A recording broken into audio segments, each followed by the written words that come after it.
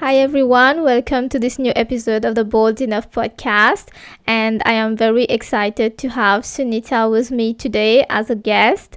And we're going to talk about her story, her journey, and of course, she's going to share advice and tips if anyone has been in the same situation before. But before we start our conversation, I will let Sunitha introduce herself to you. Hi, Sunitha. Hey Neha. Hi Neha. Thank you so much. I'm so privileged to be here. Thank you for inviting me. To talk a little bit about myself, I call myself as a consciousness coach. And I'm also the founder of Awakening Sutra. It's a site, it's a blog, it's a coaching service that's completely dedicated to helping people on the awakening journey, especially people who are going through any kind of spontaneous awakening journey, getting the awakening into our day to day life. So, bridging the gap between spiritual living and the practical day to day living.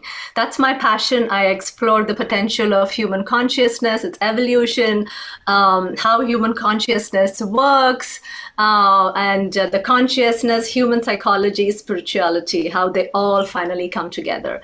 That's kind of my passion.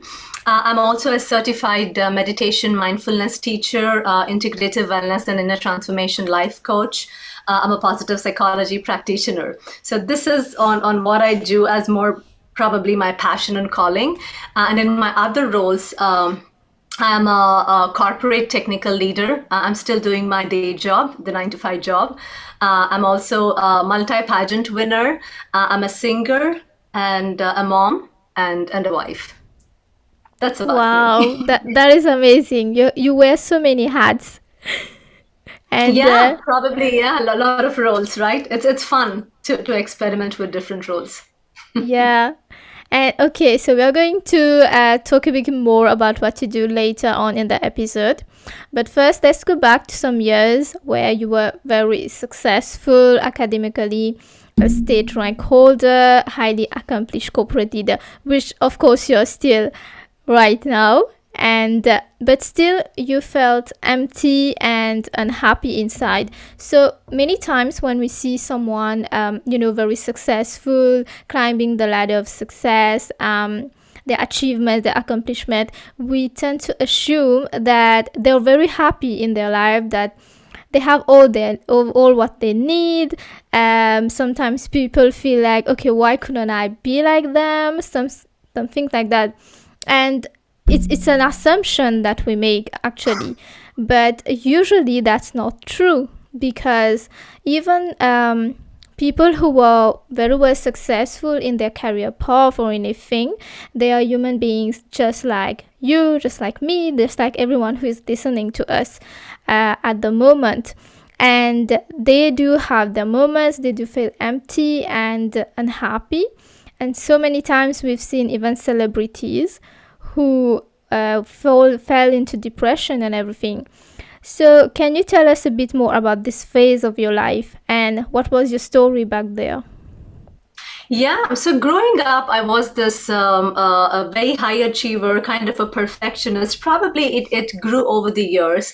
Like, I was usually praised as a perfectionist girl or as a very strong girl, or like, you know how to get things done, you know how to keep things in control, and so on. So what happens is slowly you develop an identity over it. You become that. I mean, it's like your identity is based on achieving, your identity is based on being a perfectionist, your identity is based on success, right? And then that's we and in the society, in the general way of looking, we're always taught to aim after success, right? Failure, we are in the failure mode, so go after success, and that's the end, and that's what it is, and then you'll be happy. But then, for me personally, perfection meant I was being in control, which meant I could shape my future, the reality, the way I wanted to. And it started going into the adulthood also. Like, I did my master's with full aid, and then I started topping in my university. I started like I got one of the best jobs that probably anybody would dream about. And I was doing literally very well even in my workplace and career and so on. But internally, there was some kind of a unsatisfaction, and it was very difficult for me to point and say this is what it is, oh this is the reason, so this is what I can do about it. It was very difficult. It was a place of unknown. It was a place of feeling like emptiness. It was not complete within. And it's very difficult to go and share this with anyone, because the first thing they'll say is, oh, you're just thinking like too much about it, stop thinking about it. But this was beyond thinking for me. This was actually a sensation that was going on within, like, in a deeper core, gut level sensation. That is something that I was continuously trying to avoid. And anytime I would feel empty, I would be like, no, I don't even want to look at it. And I would actually keep myself busy. I would go do, like, singing classes, dance classes, or art classes. I knew how to keep myself busy, and I knew how to achieve, but I was probably pushing those feelings under the rug. I never wanted to look at those because it was scary. I mean, anytime those feelings would come in, these feelings are like, I don't even know how to explain those feelings. Like, um, deep inside your body, deep inside your core, inside your stomach, you feel extremely uneasy and you don't know what it is. You can't even comprehend. There is no cognitive ability to understand what's happening. So usually what we do is, what we are told is, push the bad feelings away, keep the good feelings in. So I would just push those feelings in, and I would probably suppress it. I would probably suppress those emotions, and I don't want to look at it. And it went on for a long time, and I didn't know what to do about it. I was not spiritual. I was not a very religious person or so. We would definitely, like, I would worship every day, but I was not utterly religious. So I didn't know who to talk to, and I didn't know what was happening. So I just, I just kept it under the rug, and I was leading my day-to-day life. I actually agree and can relate to what you're saying at some extent. I also know people who feel like this. And when you said that we are taught to, uh, educate yourself so that you can have the best job, so then you can move to the ladder, and then you're going to be happy because you're going to achieve everything that everyone wants. But it's actually not what everyone wants, but no one teaches us about that. And the feeling of uneasiness and unhappiness, I've seen that in my friends too. I don't know if they are listening at the moment, but I'm sure they can relate. I know a friend who is incredibly successful in whatever he does. He is just amazing at what he do, but he has this feeling of unhappiness inside. And since he just put it away in a box, each time the feelings come up, he's like, nope, I'm not looking at you. And I think it's Yeah. also because you know how many times we see a lot of quotes about, focus on the positive, forget about the negative ones. You need to have a very positive day, even if you're having a very bad day, just think positively and everything. But those, like you said, are actually like, okay, so I'm not going to even deal with what I'm feeling. I'm not even going to dig deeper. Why am I feeling like that? So I'm just going to focus on the positive side, which is, so I did that today at work and it was amazing. Of course, it is amazing and it is something to be celebrated. But we should not forget that when your soul is unhappy, it's like everything is unhappy around you. You Yeah. hit the right point. You hit exactly the right point. There is a word called as toxic positivity. Mm-hmm. And if you see in today's world, like wherever you go on the Facebook, there's a post, think positive, be positive. So what happens to those feelings, those parts within us that are not feeling good about, like they are feeling negative, and for whatever reason, maybe it's the way that you were brought up, or it's the situation that you were in, or the environment. There are like parts, like, if you imagine ourselves to be this puzzle, right? There are certain good parts, there are certain bad parts within us, and we only tend to look at the good parts, be with those good parts, feel those good parts, use those good parts, because we think those things are going to make us happy. But then these negative parts, these bad feelings, or whatever we call them, right? I mean, there's no good and bad, but I think it's the way we discern them. So these bad feelings, and the issue, Neha, here is, if you continue to suppress those negative emotions, negative feelings, negative thought processes, these can actually grow into physical symptoms. And I experienced those myself, and I can talk about it later on. They become like these contractions in the body, and then they can turn into physical symptoms. They can turn into anxiety. They can turn into depression. They can turn into, like, emotional cutoff, being numb, disassociation syndrome. Like, sometimes you just disassociate yourself from what's happening. Like, mind gets foggy.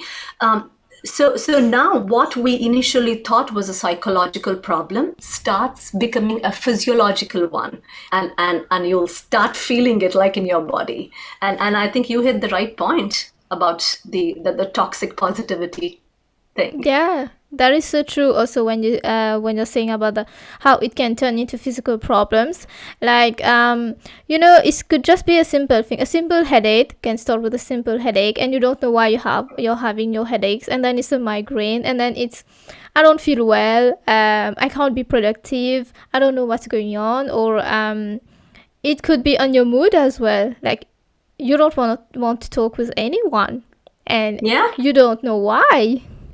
And yeah, yeah. sometimes people don't really know why this is happening because they I don't know if it's how the society taught us that whenever you're having a headache or anything, it's usually something with your body, so you just need to go and take medicine and you'll be fine. But no one actually talk about how if you're having a headache or whatever symptoms you just told, that it could be something, an underlying feeling that you're not looking at all. So Yeah, yeah. what do you think that do you think that why do you think like we are like this, like some of us are like this? Do you think that it's because in childhood no one taught us about that, or it's the way society has been conditioned to function? um Yeah, yeah. I mean, nobody taught us because, frankly, nobody knew about it, right?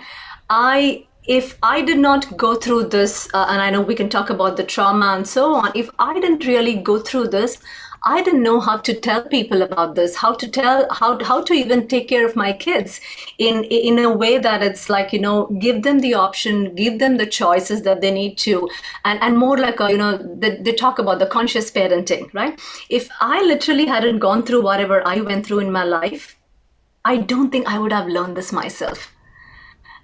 So I think people just didn't know, and I'm not like going to blame my parents or their parents and so on. They just didn't know, and I think, Neha, it's also the evolution that we were in, right? Before, if you go back to generations ago, it was all about like the lowest chakra that we talk about, right? The root chakra. It's all about security. All we want is money. All we want is food, safety, right? Because they got into those kind of mentality. That is how they were operating. And my parents were all about, we have money, so save some money. It was all about saving because you want to make sure that the future. And then when we started, I think. I came from a good background, like, upper middle class background. So for me, it was not about, saving money and so on. It was more about, okay, what's next? What is life about, and achievements, and like, getting your self-esteem and so on and so on. But then we realize that there is a step after all of this. That's when the true spiritual journey begins. And we'll talk about that later in a proper story.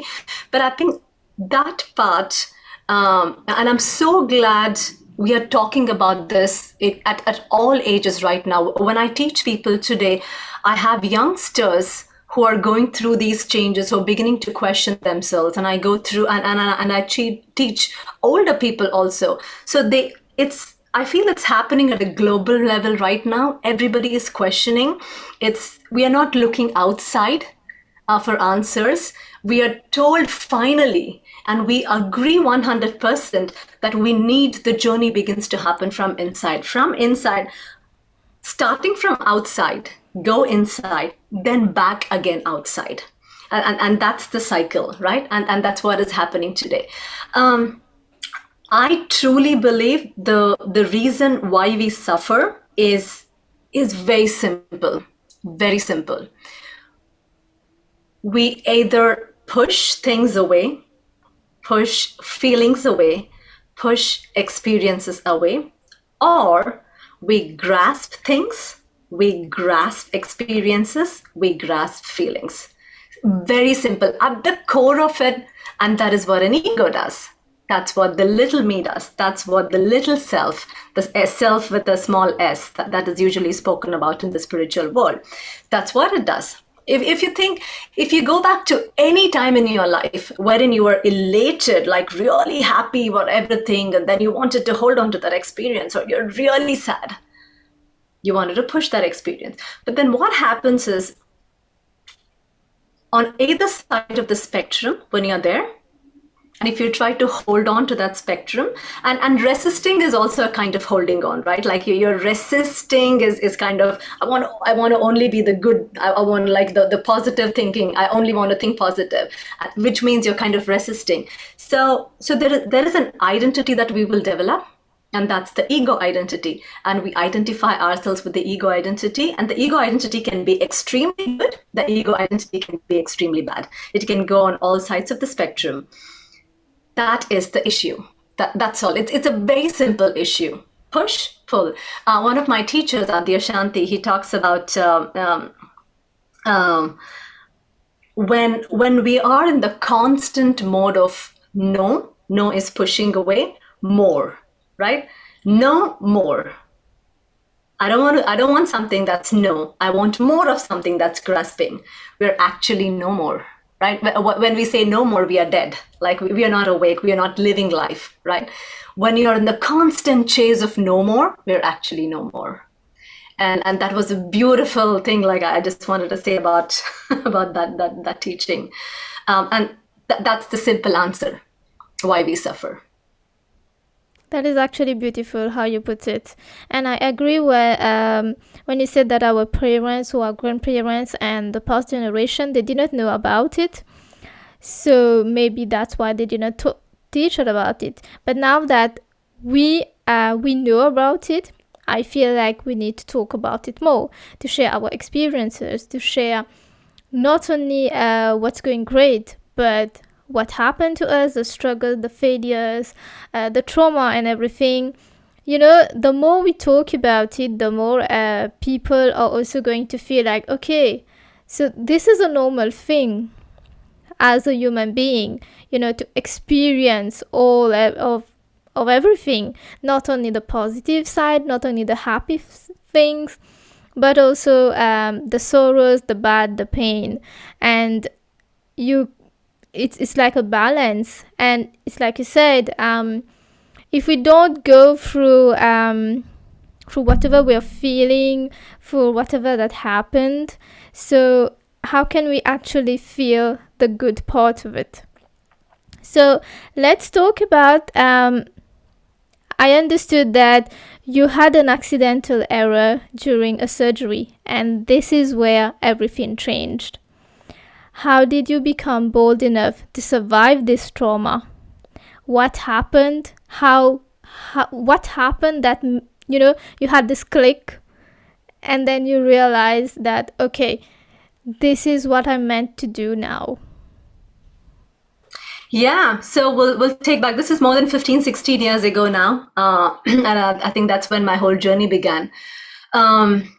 It was an accidental error. I don't want to go too much into the details of the technicalities, but what happened after that was I was told that there was a severe nerve damage to my left arm. And it started like there was no sensations, there was no movements, there was no feelings below my elbow. a little bit, starting a little bit above my elbow, but completely down. No sensations, no feelings, and the prognosis was unknown. They didn't know what was going to happen. So it would come back, it would not come back, but the recovery chances are very minimal. This is what I was told.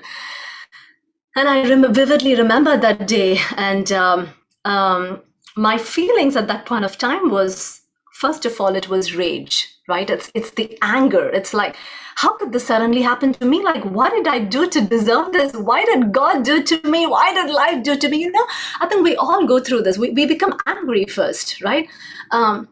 And then usually what anger turns into is despair, and then it turns into helplessness, and then it becomes depression. And for me, I was actually clinically depressed because during those moments, I didn't know what to do. And it's like you get up and then you one day you're just told you don't, like, your hands are not going to work, your arm is not going to work, and you don't know what to do, and you don't know how long to wait, what's going to happen, nothing, right? It's a complete land of unknown. And then that's one side, right? It's the anger. Then the second aspect is about the fear. It's like, oh, what's going to happen to my future? Will I even be like, as girls, like, can I comb my hair? Can I make some hairstyles? Like, small things like this. Can I actually cook properly? Like, with cutting vegetables versus daily work, like driving my car, and I started going so much in the future. I was 26, 25, 26 at that point of time, and I was like, oh, if when I have my babies, can I actually lift my babies in my hand? Like, you get into all kinds of questions start going in. And then that turns into anxiety. I was severely anxious. I started having arrhythmia, panic attacks, and so on. So depression on one side, anxiety on the other side. And it was not just about past or future. What I learned was happening was I started questioning about my identity. Am I worthless? Will I be accepted? Will I be lonely? Will I be loved? What is my life now? Who am I now? Right? And that identity, when it hits, that's the most difficult thing. It was, sometimes you realize it was not about the arm, it was not about the situation. Now you begin questioning about your identity. Your whole survival is kind of questioned. And this fear of unknown was like literally tearing me apart, and my hand was not healing, nothing was happening. So, and you know what my background was, right? Like, my background was being this perfectionist, in control, and like, getting the things the way I wanted. And on this side, I was vulnerable, a victim right now, and I didn't know what to do. I knew how to succeed in life, but I didn't know how to gracefully accept failure in life. I was not taught. I never knew how to do that. And it went on for some time, Neha, and I started, like, going into my own cocoon, severe depression, anxiety, a lot of body issues started happening. And one day, probably the voice within me finally made a last declaration. I can't fight anymore. I'm done. And I remember I just looked, like, I don't know what I was looking at, maybe the sky or so. And then I said, life, you win. I lost. You win. Like, it's, I still tear up when I talk about it, but and it probably that was the last declaration I made. It's like, and somewhere I thought that I was against the life, and I had to do everything to win my life. And see, again, I was resisting what was happening, right? And then there was this moment, and I've been having lots and lots of aha moments, but the first one started with, like, oh my God, like the deep suffering was when I gave up. I can't do this anymore. That identity had to be gone, had to go, had to leave for some time. There was, and as soon as that identity started surrendering, like, I can't do this anymore, what happens is, naturally there's an acceptance within us that comes. And this is what spiritual talk is all about. Like, there's a deep surrender that needs to happen, and there's a deep acceptance that naturally comes in. And when I let go of that identity, it was some kind of a holding, it was some kind of an energetic body holding. And it was not difficult to let go of that identity. I probably had to go through a deep suffering, crying. I was on my knees, and I gave up. I can't. Then what I realized was, and of course, there's some kind of an awakening that happens during these times. Without going too much into the detail about it, what I learned was, my aha moment was, I didn't have to do anything to accept myself. I didn't have to do anything. All I had to do was just let go of the identity that wanted life to be in a certain way. That's all. At that point of time, because you see, I was beyond what I could do. I started as probably nothing, and then I started achieving maybe failure, success, and then I started becoming more into the success layer. That's all I could do. And now life put me in a situation where it was beyond me. There was something else that had to come into, something else that had to wake up and then start coming through me. And that part of the deep acceptance is what I learned, that I didn't have to do anything to be accepting. I was naturally accepting. And what was blocking that acceptance was these identities that I was holding on, right? The fear of, am I going to be worthless? If people are going to accept me? Are people going to laugh at me? When I just, because losing those identities are very difficult, and we hold on, we contract, we become tight.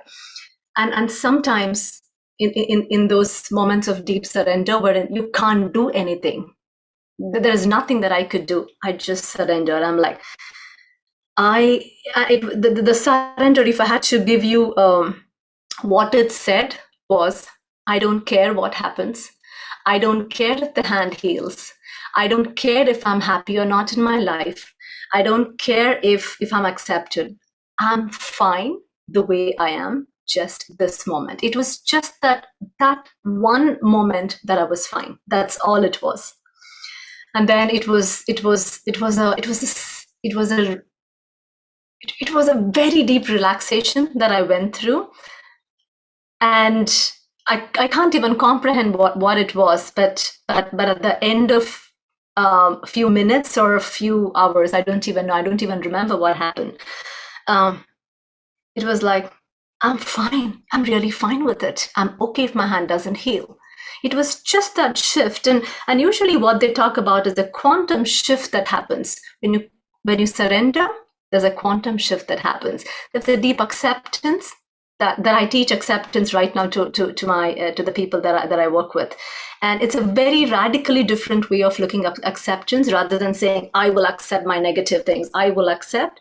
Just remove the things that are blocking it, and you will naturally see your acceptance. And that was the biggest realization for me, and that is when my whole journey started. And miraculously, within weeks, my hand started healing. The moment I accepted my hand the way it was, my arm the way it was, that I don't want any change, it's okay the way it is, I will still lead my life. Probably something happened, and my arm started healing, and today it's almost 90% healed. Wow, I would say you're very brave, and thank you for sharing this story. I know it's not easy to share what happened and the suffering that you went from. I wanted to ask you something. You talk a lot about the acceptance and everything. Do you think that we need to go through the deep suffering in order to accept it? Like, no one likes to suffer. Most of the time, we are running away from suffering. We are running away from pain, from sadness. If there is a situation which we fear, if there's going to be, I don't know, it could be a simple thing, a confrontation with your partner. It could be, we run away from those things because we don't like to suffer. But eventually, lives happen and things happen unexpectedly, where we find ourselves in situation which we never thought would be. like in your case, like in everyone's case. I don't know anyone who've had like a smooth life where everything is positive and happy. We all had to deal with stuff, and we all had to deal with suffering. What advice would you give to, people who are feeling that suffering for the first time? It could be anything. Sometimes even a small thing that happened could be a big thing for someone. It could lead to big pain, and they don't know how to deal with it. And since we're conditioned to run away from it because we want a happy life, we want a positive life, we want a life full of joy, happiness and everything, when this happened, we don't know what to do. And you talk about acceptance, which is true. The moment you accepted you the way you are at the moment, things started to change. But that acceptance, that step to accept it, it's really difficult. Yeah. So what advice would you give to anyone who's, in a situation where they can't really accept what's going on because they don't want to feel that suffering, they just want everything to be okay? What would you say to them? Yeah, so it's a beautiful question whether everybody needs to go through suffering to wake up, right? So let's look at three categories of people. A certain set of people who literally have nothing in life, right? Nothing in the external world, no materialistic and nothing. And for them, if you tell them go within, the answer is go within, simple, right? But then if you tell them to go within, they'll be happy and they'll be like, oh, thank God, because there is nothing that's happening in the external world for me, then I'll go within, right? So they will go within. And then they can transform and they'll start diving deep. And we'll talk about the practices and so on. And then there is again completely high achievers, and I don't even put myself into that category. It's like extreme high achievers, top rating people who are like extreme, like in art or in whatever they have done in life or so on. They have already reached that stage wherein they know that whatever they have done in the external world is not giving them, that there's something again lacking, right? And for them, now they're open. If you tell them go within, now they're actually open to seeing, okay, I went through this whole life, but still something is missing, and I can go within. Now, but then that's only probably 5% here and 5% there. For the rest 90% of people like you, people like me,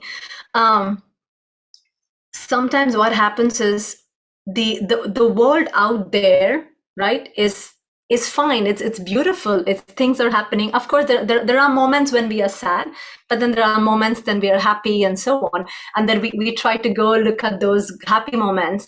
And then if you tell them go within, they'll say, I will go within just after that promotion. I will go within just after I get my soulmate. I will after I get my house and so on, right? So there is a lot of a lot of these things that will catch our attention. And I have seen and I have worked with a lot of people and I have read books about and some of my teachers and so on. Somehow for a lot of people in the middle category, suffering becomes a blessing, and we start going within because we can't. And once that glimpse opens up, no matter in whatever way, once it starts opening, then the natural movement starts taking in. There's not much you need to do. However, for people in this middle category, I think the most important thing to do is, first of all, raising awareness in a way that going within is the answer. And Neha, some people, very frankly, some people are ready for this work, and some people are not just ready for this work. And we should not be like going and telling everybody, go look within, stop doing whatever you're doing, and it's up to them. And what we need to consider is, in this life, right, everybody is unique. There are different people doing different things and leading life differently. Unless and until it comes from within for them, hey, I am suffering, right? And I need to look at myself in a different way. And that energy is a grace that comes from within that will say, I need to look at things differently. I should not be doing this, right? And then that is a beautiful point to start their journey. And for some, it just doesn't happen. They're fine and they're okay, and which is which is absolutely fine too, as long as they're happy, right? And then when they come to that level of like, I'm suffering, that point, that tipping point is when they need to go to the right teachers, right coaches. This is very important. I want to take a little bit time to talk about the different levels of coaching that we have in the industry today, right? We'll talk the first kind of coaching is a performance coaching, right? I don't know how to run my company. I will go to a business coach and I'll get whatever I need to do, or I need to go to a sports coach and I'll learn something and so on. So those kind of the very specific things I want to perform with an upcoming speaking engagement, and I want to with a speaker coach. That's a very common coaching. The second kind of coaching or second kind of transformation that we go through is where the world is right now, and this is called about the empowered way of living. Initially, it is just about simple things, point A to point B. And even before that, there is something called as this victim, being a victim. Things are happening to me this way, I need to do those changes. Then you give them empowered kind of coaching, which is all about changing your mindset, changing your belief structures, changing your behavioral structures, changing your habits. And this is all in the subconscious mode. And we have seen a lot of these coachings currently, right? Everybody is talking about mindset coaching and so on. And there's a final kind of coaching which is not being talked about much in the industry. This is where the true spiritual journey begins, and this is called the journey of the spirit, or the awakening journey, or the awakening into your soul, wherein it's not about, there's nothing about self-development, there's nothing about fixing, there's nothing about improving, but then you fall into a different realm of going completely within. And now you're ready. And a lot of people who come into the suffering today are actually ready, but however, they go back into these mindset issues. They're actually in the tipping point in a very, very ripe way to take them beyond the self-development. However, they fall back into the self-development, the vicious cycle. Oh, it's like I'm having an issue with my relationship, right? And it's like, or I'm not happy in my life.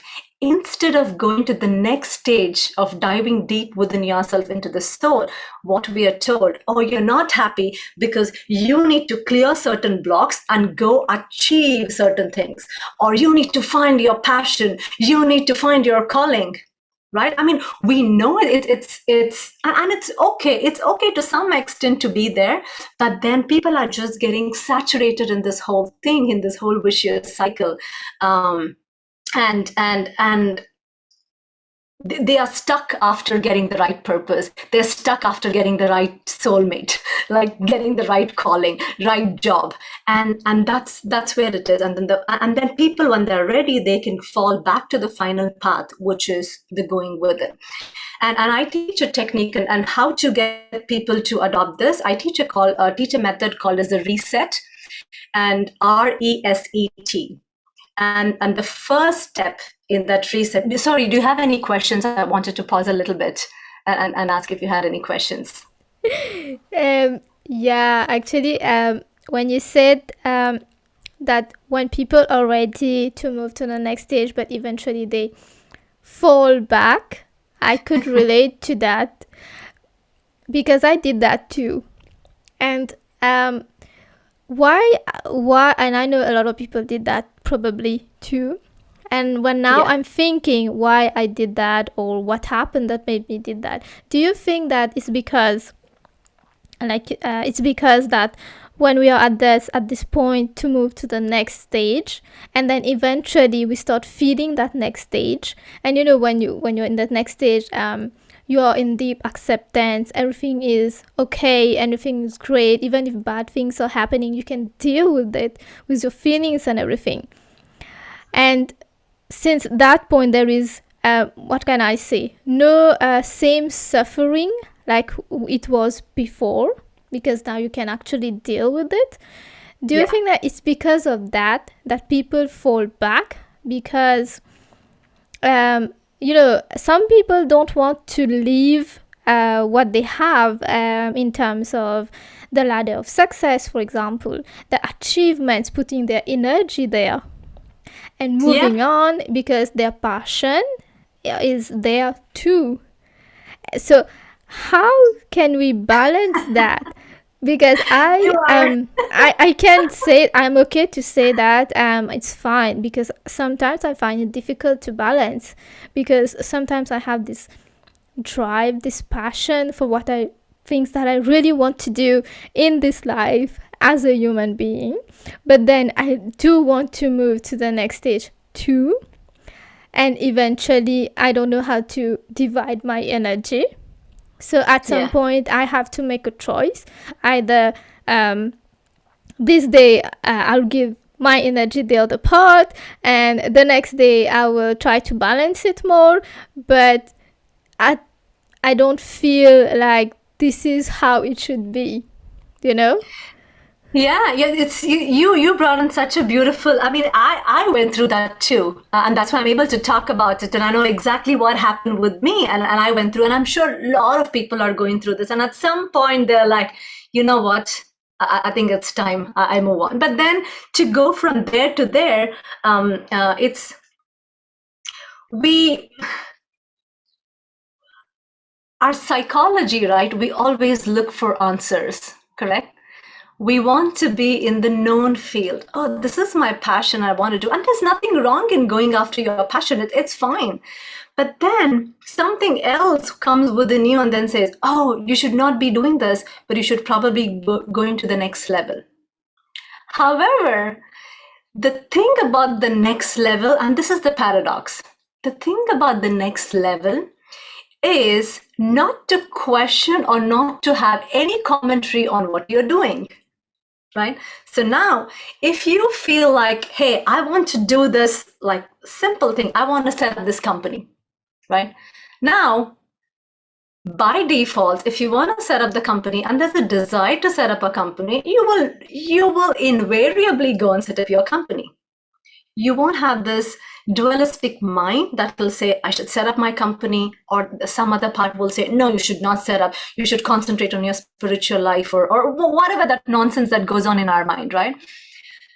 And when I talk about the next stage, it's not like a stage wherein you go and everything before you leave or you change or your life changes. No, what happens in the next stage is actually you will just clear. You don't put new thoughts, new beliefs, new structures in place. That's not what happens here.